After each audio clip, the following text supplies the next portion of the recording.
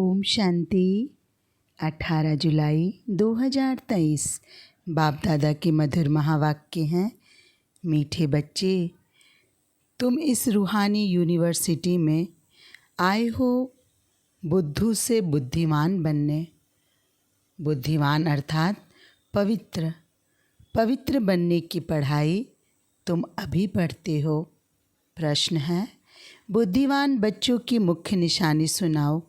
उत्तर, बुद्धिमान बच्चे ज्ञान में सदा रमन करते रहेंगे। उन्हें मौलाई मस्ती चढ़ी हुई होगी।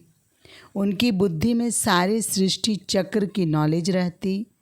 नशा रहता कि हमारा बाबा हमारे लिए परम धाम से आया हुआ है। हम उनके साथ परम धाम में रहते थे। हमारा बाबा ज्ञान का सागर है। हम अभी मास्टर ज्ञान सागर बने हैं। हमें वह मुक्ति जीवन मुक्ति का वर्षा देने आए हैं। गीत, कौन आया मेरे मन के द्वारे। ओम शांति। जीव की आत्मा जानती है कि हमारा परमपिता परमात्मा हमको सम्मुख पढ़ा रहे हैं, वह राजयोग सिखला रहे हैं। तो जैसे कि यह ईश्वरीय यूनिवर्सिटी ठहरी, यूनिवर्सिटी इसको क्यों कहते हैं? ऐसे नहीं, और जो भी सब यूनिवर्सिटीज़ हैं वह यूनिवर्स के लिए ही है नहीं। वैसे विलायत में यूनिवर्सिटी है, परंतु वहाँ है गोरे तो काले लोगों को आने की अलाउ नहीं करते हैं, तो वह यूनिवर्स के लिए तो ठहरी नहीं, तो उनको यूनिवर्सिटी नहीं कहेंगे। यहाँ तुम बच्चे जानते हो यह सच्ची सच्ची ईश्वरीय यूनिवर्सिटी है, परंतु कोई भी समझ नहीं सकते क्योंकि बुद्धू हैं। बुद्धू को बुद्धिमान बाप ही बनाते हैं।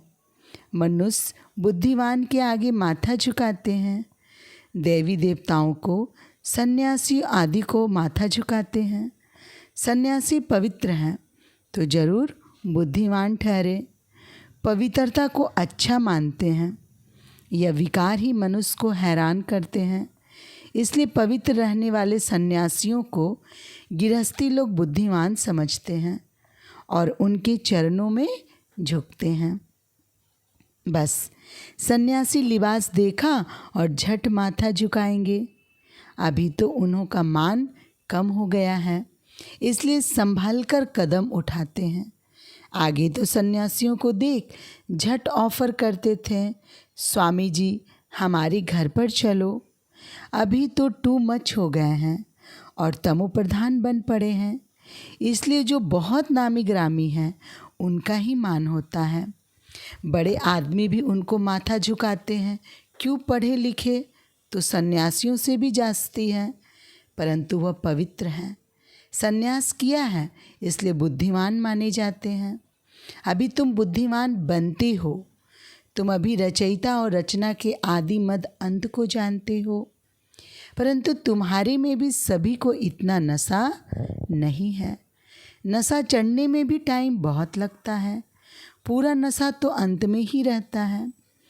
अभी जितना जितना तुम पुरुषार्थ करते हो उतना नशा चढ़ता जाता है। निरंतर यह याद रहना चाहिए, हम आत्माओं का बाप परमात्मा आया हुआ है, हमको पढ़ा रहे हैं विश्व का मालिक बनाने। तो पुरुषार्थ करने की शुभ चिंता होनी चाहिए। सभी को वह चिंता नहीं रहती। यहाँ सुनते समय नशा चढ़ा, यहाँ से बाहर निकला और खेल खल्लास। नंबरवार है ना। हम आत्माओं का बाप आया है, हम उनके पास परम धाम में रहते थे। ऐसे और कोई नहीं समझते हैं। साधु सन्यासी आदि पवित्र हैं, तुम्हारे में भी नंबरवार है। सभी को यह निश्चय नहीं बैठा है कि हमारा परमपिता परमात्मा ज्ञान का सागर है, जीवन मुक्ति दाता है, जो हमको स्वर्ग का मालिक बनाते हैं। यहाँ से पाँव बाहर निकाला तो वह खुशी गुम हो जाती है। नहीं तो तुम बच्चों को कितनी खुशी रहनी चाहिए। मैंने भी इस तन का आधार लिया है, नहीं तो राजयोग कैसे सिखलाऊं। मुझे अपना शरीर नहीं है। मंदिरों में देखेंगे तो सबको अपना शरीर है। मैं तो अशरीरी हूँ और सभी को आकारी व साकारी शरीर मिला हुआ है। मेरा शरीर नहीं है। सोमनाथ का मंदिर है अथवा शिव के मंदिर में जहाँ भी जाओ वहाँ निराकारी रूप है, सिर्फ नाम भिन्न भिन्न रख दिए हैं। यह तो जानते हो, आत्मा परम धाम से आती है, भिन्न भिन्न शरीर धारण कर पाठ बजाती है। मैं इस 84 के चक्र में नहीं आता हूँ। मैं हूँ परम धाम में रहने वाला, इस शरीर में आया हूँ। तुम कहेंगे निराकार फिर कैसे आते हैं? हाँ, आ सकते हैं। तुम लोग पितृ खिलाते हो तो आत्मा आती है ना, शरीर तो नहीं आता। आत्मा प्रवेश करती है। समझते आत्मा दूसरे शरीर में प्रवेश करती है। कोई तो भूत की आत्माएं बहुत चंचल होती है, पत्थर आदि मारती है। आत्मा शरीर में आती है तब कुछ कर सकती है, उसे घोष्ट कहते हैं। अशुद्ध आत्माएं भी प्रवेश करती हैं। तुम बच्चों को अनुभव है कि कैसे अशुद्ध आत्माएं भटकती हैं जब तक उनको अपना शरीर मिले।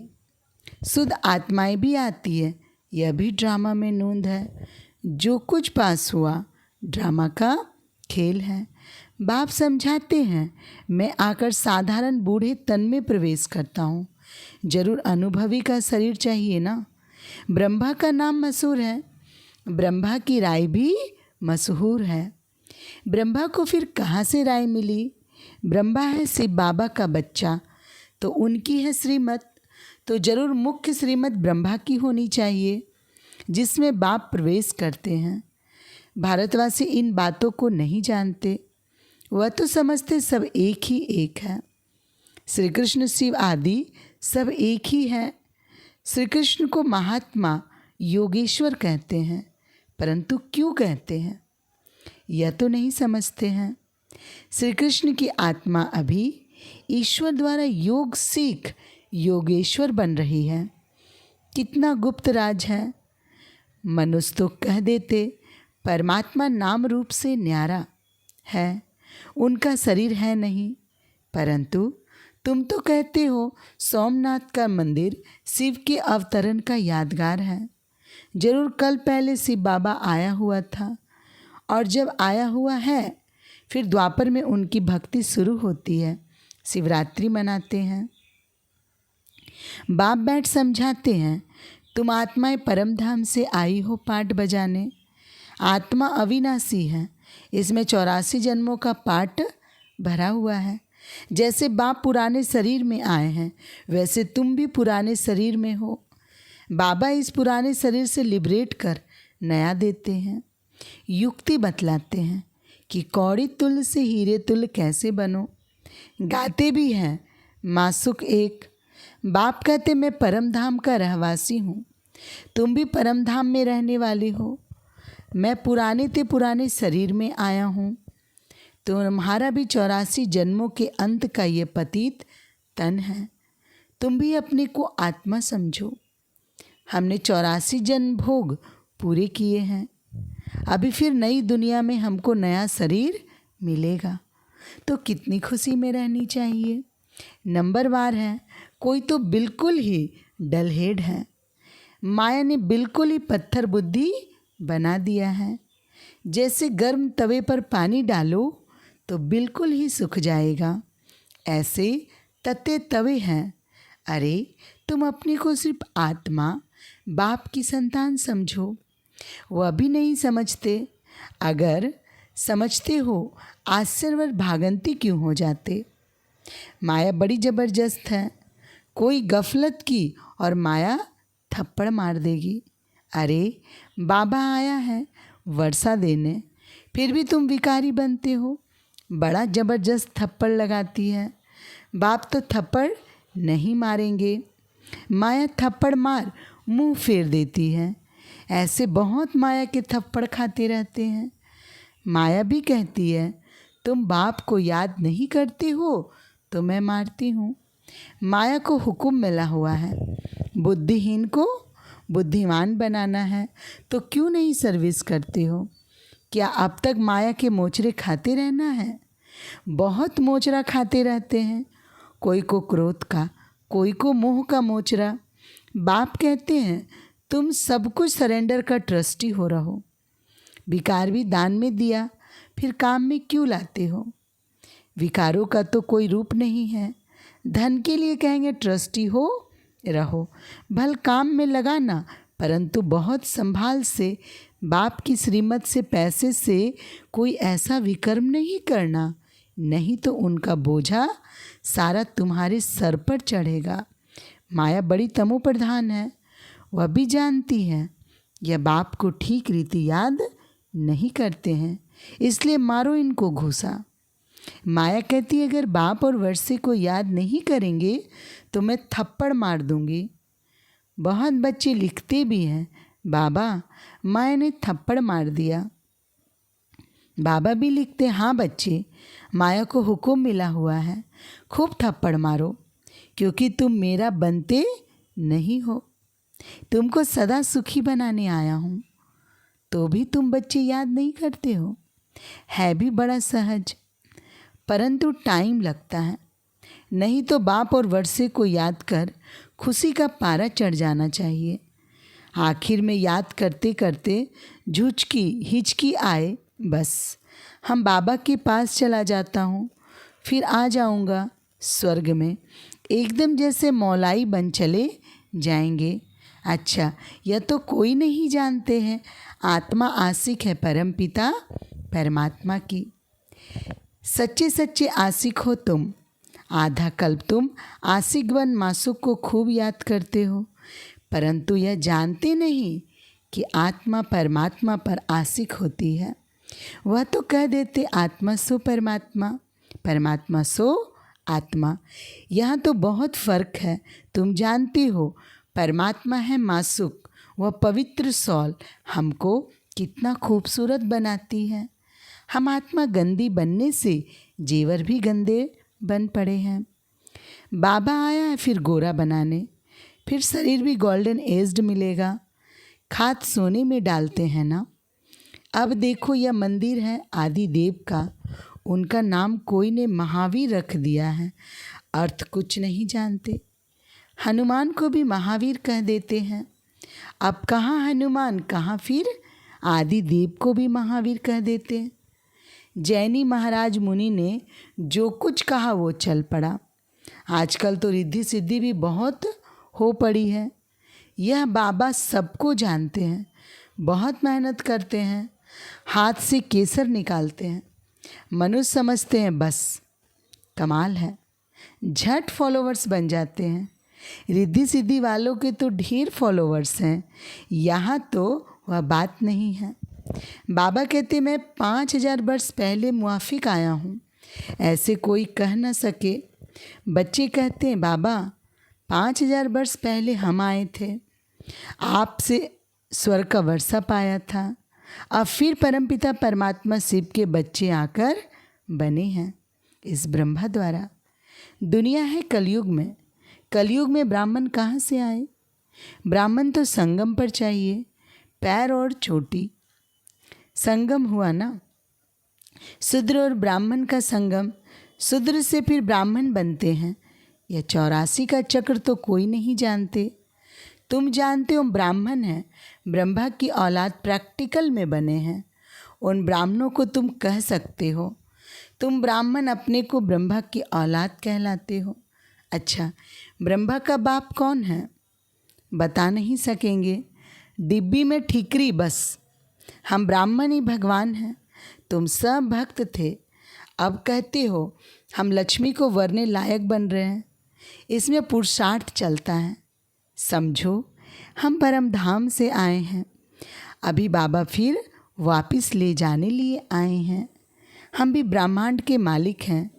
बाबा भी पुराने तन में आए हैं, हम भी पुराने तन में हैं। बाप कहते हमको भी पुराना तन लेना पड़ता है। अब मुझे बाप को याद करो तो विकर्म विनाश होंगे। टाइम भी देते हैं। पांडव गवर्नमेंट की सर्विस कम से कम 8 घंटा होनी चाहिए। राजयोग सिखलाना है, शंख ध्वनि करनी है। तुम श्रीमत से भारत को खास और दुनिया को आम स्वर्ग बनाते हो। स्वर्ग में सिर्फ तुम आते हो और धर्म वाले नहीं आते। ब्राह्मण, देवता, क्षत्रिय, वैश्य, शूद्र, इसको विराट स्वरूप कहा जाता है। एक विराट रूप का भी चित्र बनाना चाहिए जो मनुष्यों को सहज समझ में आए। विष्णु को विराट स्वरूप में ले आए हैं। चित्र तो जरूर चाहिए ना। स्कूल में भी चित्र रखते हैं ना, नहीं तो बच्चा क्या जाने हाथी क्या होता है। चित्रों पर दिखाते हैं तो यह भी 4 युग है। अब कलयुग है, जरूर चक्र फिरेगा। ब्राह्मण तो संगम पर होते हैं, बाकी है जिस्मानी ब्राह्मण पंडे, वह ब्रह्मामुख वंशावली नहीं है। ब्रह्मामुख वंशावली को तो दादे से वर्षा मिलता है, उन ब्राह्मणों को वर्षा कहाँ मिलता।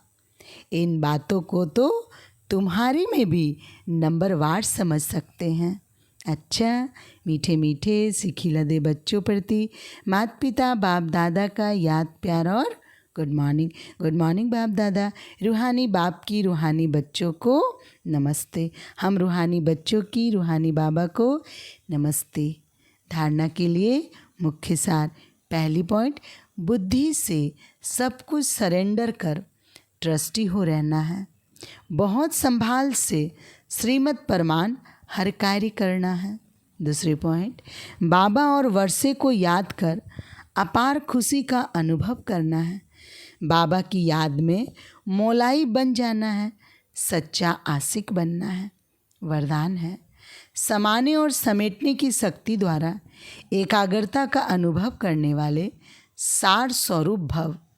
स्पष्टीकरण, देह के संबंधों व पदार्थों का बहुत बड़ा विस्तार है। सभी प्रकार के विस्तार को सार रूप में लाने के लिए समाने व समेटने की शक्ति चाहिए।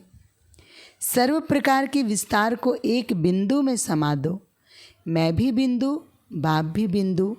एक बाप बिंदु में सारा संसार समाया हुआ है।